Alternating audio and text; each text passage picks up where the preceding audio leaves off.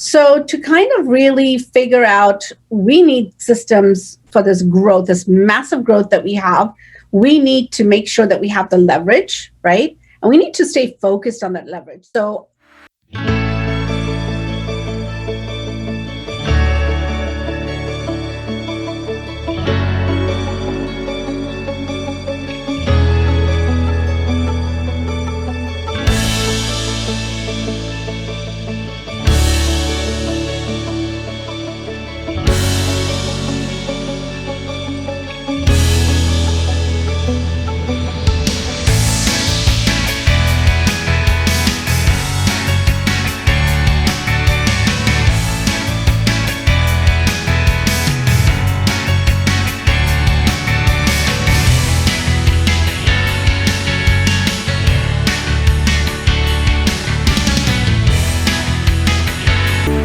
it's all about writing down, because for me, I'm a visual person. I write down, I take notes, and then from there, I digest it and then regurgitate it more and more and try to figure out, okay, what is my process now? And then from there, I go ahead and dissect it and then take pictures of it and send it to my director of ops.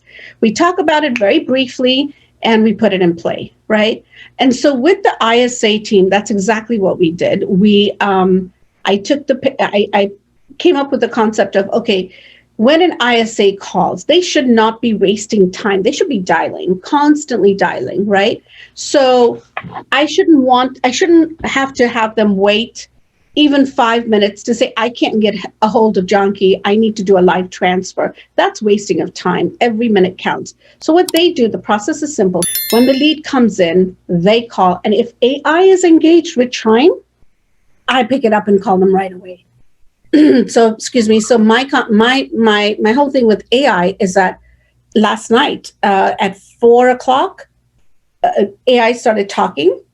And then I went right in, I dived in and I said, okay, I'm going to pick up the phone and call them because they're talking, they're engaging.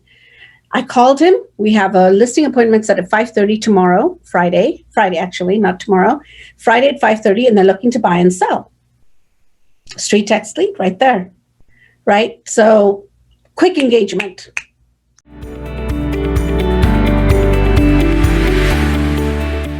So we have about, like I said, 7. All our VAs, they're from our ISA team to our social media team to our admins and then our director of ops.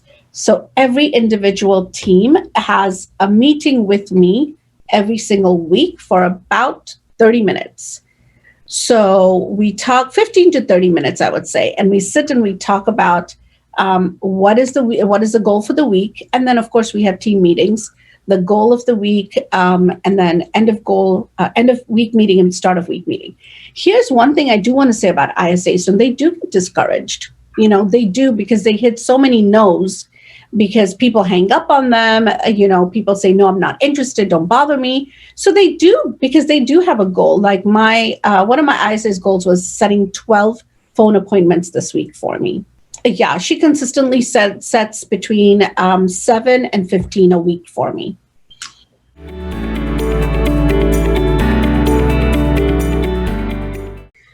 So what she does is she says, okay, this, then she dissects it. We both sit down, that we have a set meeting every single week, a leadership meeting every Monday, where we talk about these systems, where we say, okay, these systems are put into play.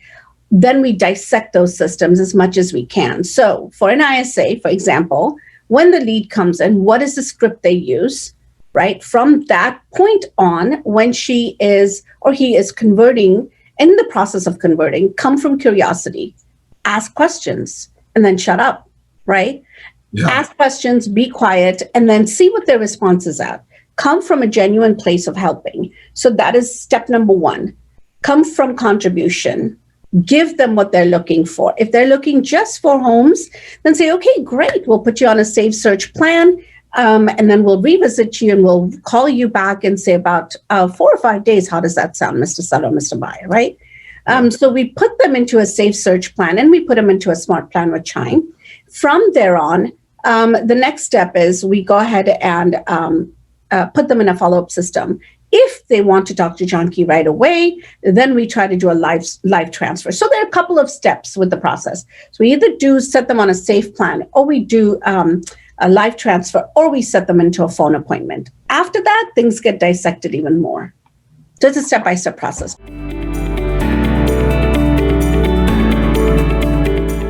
We do Ring Central. We have Ring Central, so we use Ring Central for the transfer, and they can do live transfers. There's a soft phone, I guess, on their end, and they do a live transfer. Oh, easy. We also use Chime Dialer.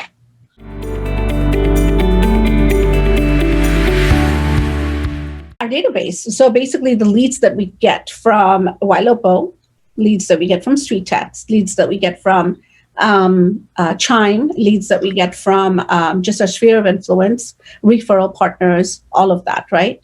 So those are the leads that she calls. And every day we get probably about, I'd say about 10 to 12 leads, 10 to 15 leads, a day.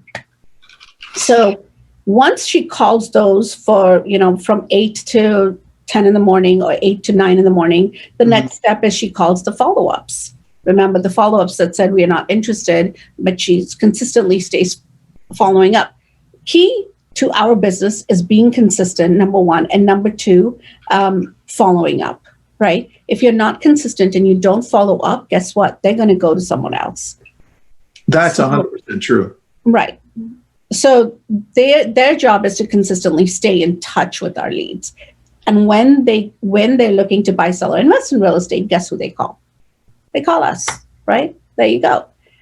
So that is the ISA system. So we have about 2 ISAs right now. We're looking for one more, and you know that. We're looking for one more ISA. So that team there, then we have our social media team. We have 2 on our social media team. We're looking to increase one more person probably by the end of the year. And then we have our admin staff, right? We have the admins where we have director of ops, another admin, and we're looking for one more admin. So that is the VA team right there.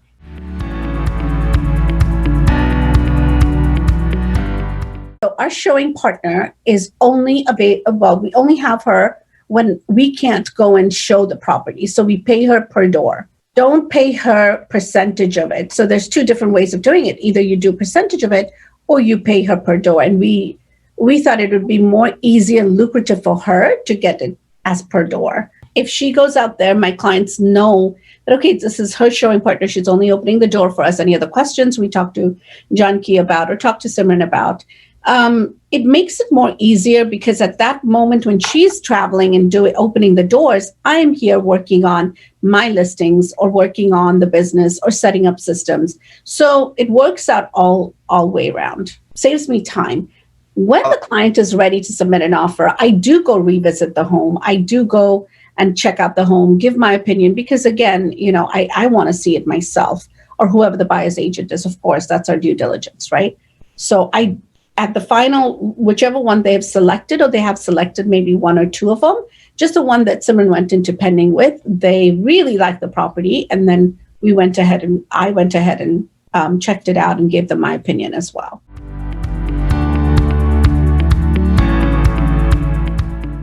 Oh my gosh, so much growth. I'm excited to build, help with LCA Premier app. That is one thing I am totally excited about.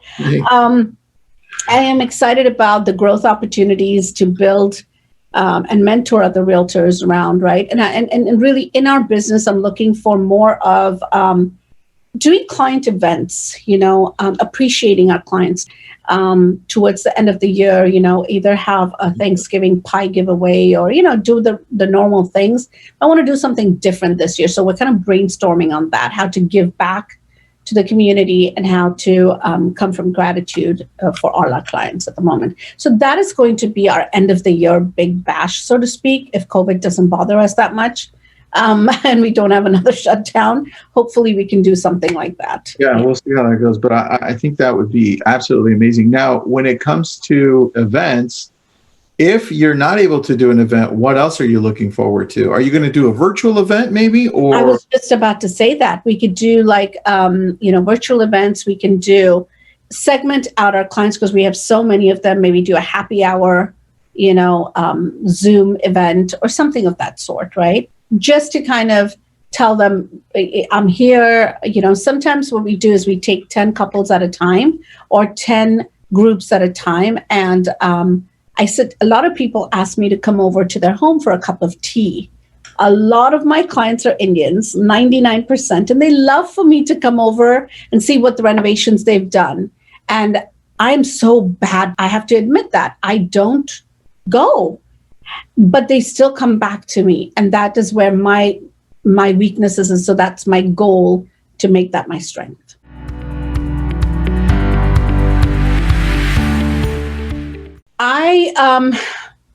I call them. I call them once in a while, but I'm really bad at following up. I call them, and here's the thing. One of my clients bought a property about 5 years ago, and she's a Facebook friend of mine. Mm-hmm. And she stays in touch with me through Facebook. And I comment, and I like her posts. She called me the other day, and she goes, I'm looking to sell my house. I'm like, oh my God, I feel so bad. I haven't stayed in touch with you, but I didn't say that. I did say I apologize for not being She goes, don't apologize. You're always with me on Facebook anyway. So you see, some form of connection has to be there. I'm still bad at that. I still feel that I can brush up and make that my strength.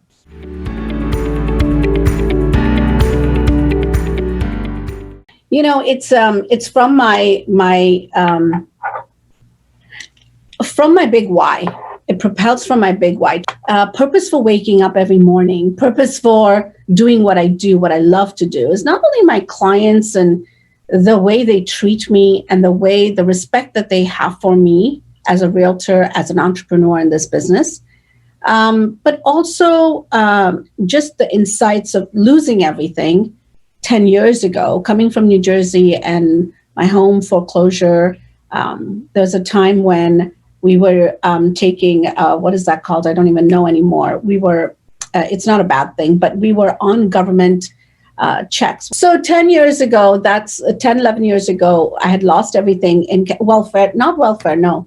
But I'll come up with it. But I lost everything, my home, my 401k, during 2008 and 2009. And I remember sitting outside on my steps on the front door, calling my dad saying, I'm coming home, Dad. I need money. At the age of, I think it was 38, I believe.